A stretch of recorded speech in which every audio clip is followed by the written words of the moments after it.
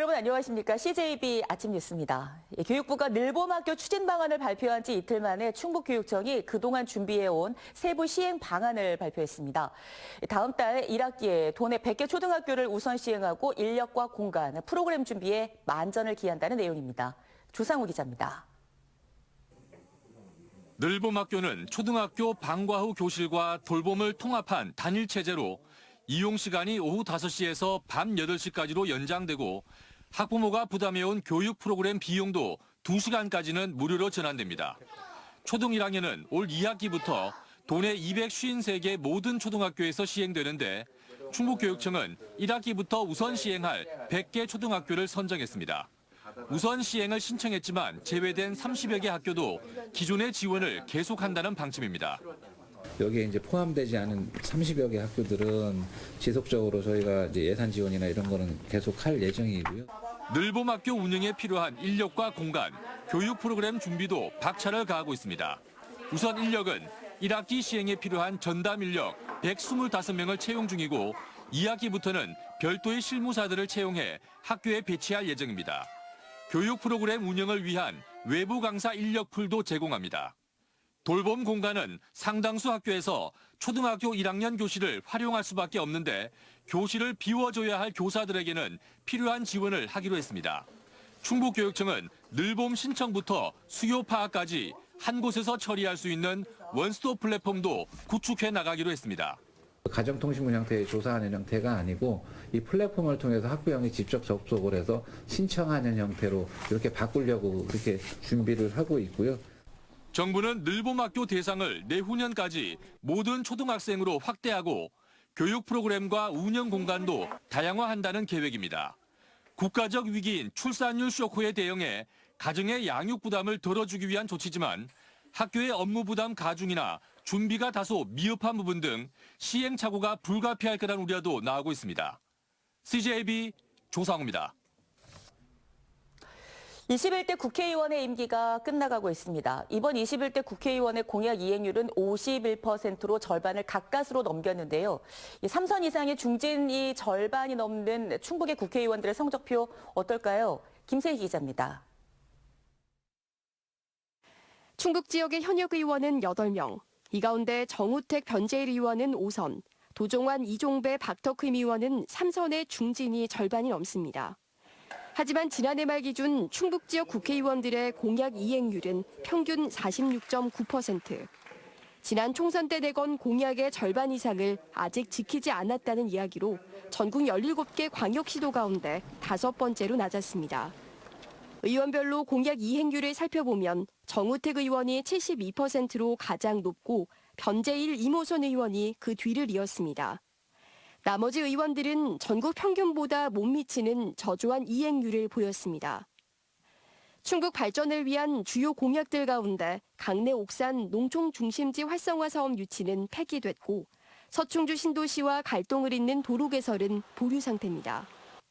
미호천, 석화천 복합 신도시 조성 추진과 오래된 주거 지역의 주택 정비 사업 등도 아직까지 추진되지 않았습니다.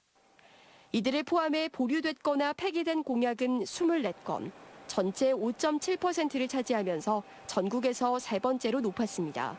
한두 명의 정책 보좌관들이 이것을 이행하는 책임을 지다 보니까 연결성도 굉장히 떨어졌고요. 체계적인 시스템도 굉장히 많이 낮아졌습니다. 다음 선거 때는 선거 공약을 선물보따리로 이해하지 마시고. 충북 지역 국회의원들의 공약 143건은 현재 추진 중인 것으로 확인됐지만 임기가 넉 달도 채 남지 않은 상황에서 공약의 이행 가능성은 높지 않아 보입니다. 한편 이번 공약 이행 결과를 분석한 한국 매니페스토 본부는 박덕흠 의원의 경우 정보를 제공하지 않았다고 밝혔습니다. CJB 김세희입니다. 균형발전 지방분권 충북운동본부는 기자회견을 열고 22대 총선의 10대 정책 의제를 발표했습니다. 균형발전본부는 중부 내륙지원특별법 전부 개정과 청주공항 활주로 신설, 충북지역 의대 정원 최우선 확대, KTX 세종역 추진 백지화, 청주 가정법원 설치 법안 개정, 그리고 청주 도심통과 광역철도의 조속한 추진을 요구했습니다. 균형본부는 10가지 정책 의제를 각 정당과 후보자들에게 전달해 공약 채택률을 요구하고 채택 여부를 도민들에게 적극 공개할 계획입니다. 국민의힘 청주권 도의원과 청주시 의원들은 기자회견을 열고 22대 총선 청주 상당에 출마한 정우택 국회부의장과 김진모 청주 서원 예비후보 지지를 선언했습니다. 의원들은 이번 선거는 지금까지 쌓아온 정치적 자산을 기반으로 청주시가 대한민국의 중심으로 도약할 것인지를 결정하는 중대한 선거라며 집권 여당의 경륜을 갖춘 정우택 부의장과 패기의 김진모 후보가 충북과 청주시의 새로운 시대를 열 수 있다고 주장했습니다. 박근혜 정부 대통령 직속 청년위원장을 지낸 신용환 전 서원대 교수가 더불어민주당의 15호 영입인재로 발탁됐습니다.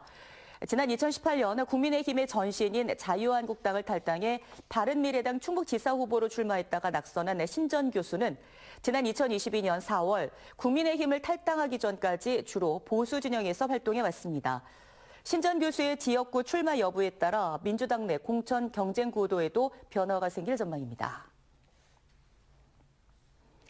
설레는 설 명절 귀성 귀경길이지만 차는 밀리고 장거리 운전에 자칫 졸음운전으로 교통사고를 낼 수도 있습니다. 차에 탄 온 가족의 안전을 위해 졸음이 밀려온다면 즉각 휴식을 취하는 게 현명한 운전 습관입니다. 박원 기자입니다. 명절이 되면 고속도로는 고향으로 향하는 차량들로 가득 찹니다.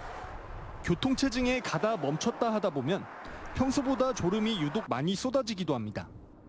그래서 명절 연휴 운전자들이 가장 걱정하는 게 졸음운전인데 졸음을 참고 계속 운전대를 잡았다간 자칫 대형 사고로 이어질 수도 있습니다.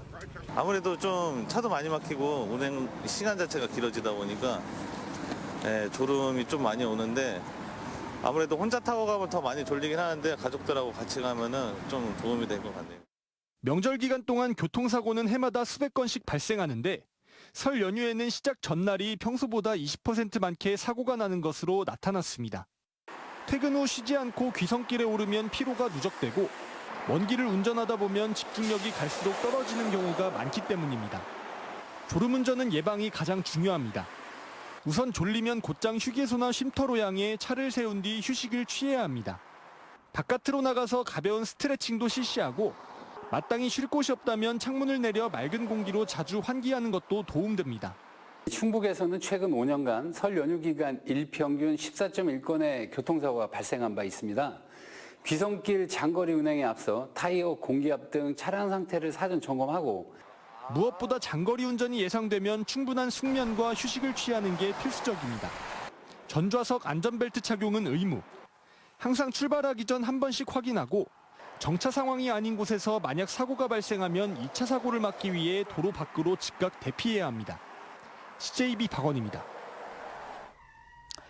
충북은 가지가 타들어가는 과수 화상병으로 인해 한 해 수백 농가가 생업을 잃고 있습니다. 도농업기술원은 병원균이 활동하는 3월 초까지가 예방을 위한 골든타임이라며 농가에 각별한 주의를 당부하고 있습니다. 장원석 기자입니다. 지난해 충북의 과수 화상병 발생 규모는 106개 농가 38.5헥타르에 달합니다.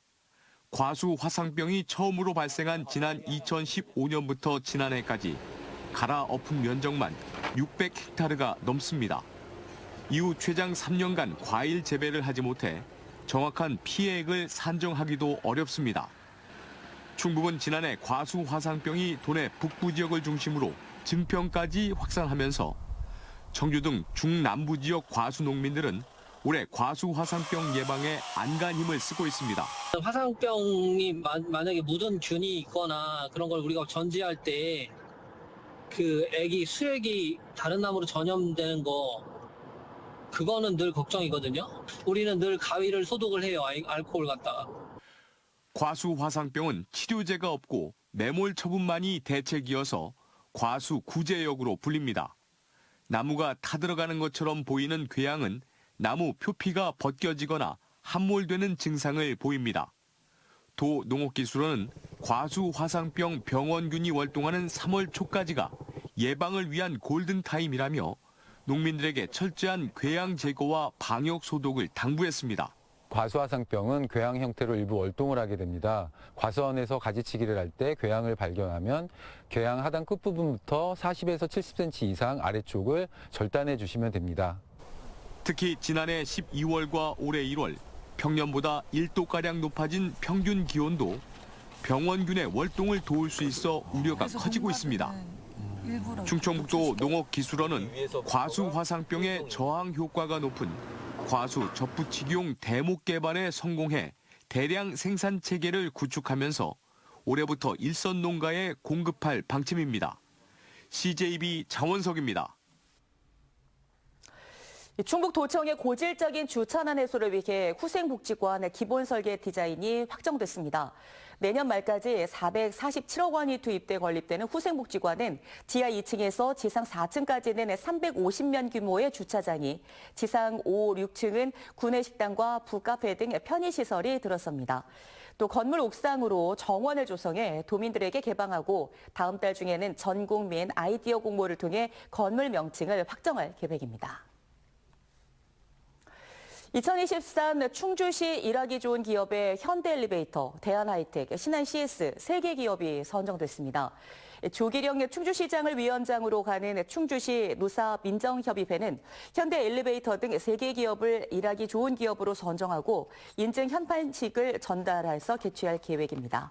이들 기업은 근로자 복지가 우수하고 노사 협력, 고용 안정 유지 등 지역경제 활성화에 기여한 점을 인정받았습니다.